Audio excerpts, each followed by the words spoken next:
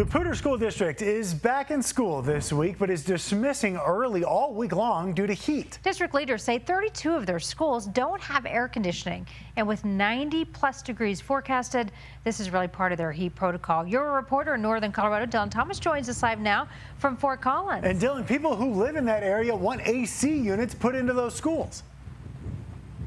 You know, last year, voters approved a $49 million a year mill levy that would then allow the school district to improve existing buildings, specifically with the caveat that they would work on installing air conditioning units in all those that don't have them.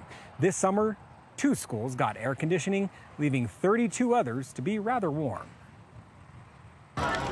For the 3rd day in a row, elementary and middle schools throughout the Poudre School District released students 2 hours early, some releasing kids as early as the noon hour. We stay in the school too long, it gets hot. Mackay Palmer is an elementary school student in a school without air conditioning. He says most of the day, It's fine, but when it gets too hot, we have to leave. Leaving thousands of families to find a way to get their kids in the dead middle of the workday. Brandon Santoni is lucky. He works from home. We're a little bit flexible in our workday schedule, so we can make it here for the early release to get him, and then he has supervision at home. So for us, not too much of an inconvenience, but I can imagine the other end of the spectrum where people are at the office that need afternoon care could be a little bit more difficult. For Mackay, luckily, he has a big family, or else his parents would have a more difficult time.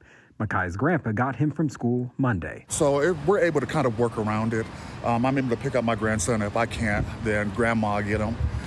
If mom can't get him, then great-grandma will pick him up. Poudre Schools declined our multiple requests for interview in the last week. But via statement, they tell us some schools have swamp coolers and fans operating. But they aren't enough to keep the classrooms comfortable, with some parents suggesting a later start to school. The district says they align their start dates with testing schedules and a nearby college so high schoolers can coordinate studies with college credits. Even with warm schools, some say, I think we're fine with the time it starts. So living here in the area, I was wondering, why is PSD the only district that seems to be impacted by the same sun that everybody else is under? So I contacted Weld RE4 as well as the Greeley-Evans districts.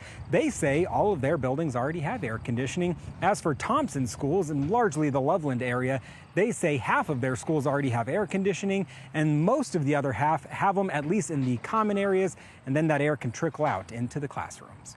Reporting live, Dylan Thomas, covering Colorado First. Needs some air blowing up there. All right, Dylan, thank you. Dylan is your reporter, Northern Colorado. So if you have a story idea, he wants to hear from you. Reach out by calling our tips line or email him at yourreporter@cbs.com.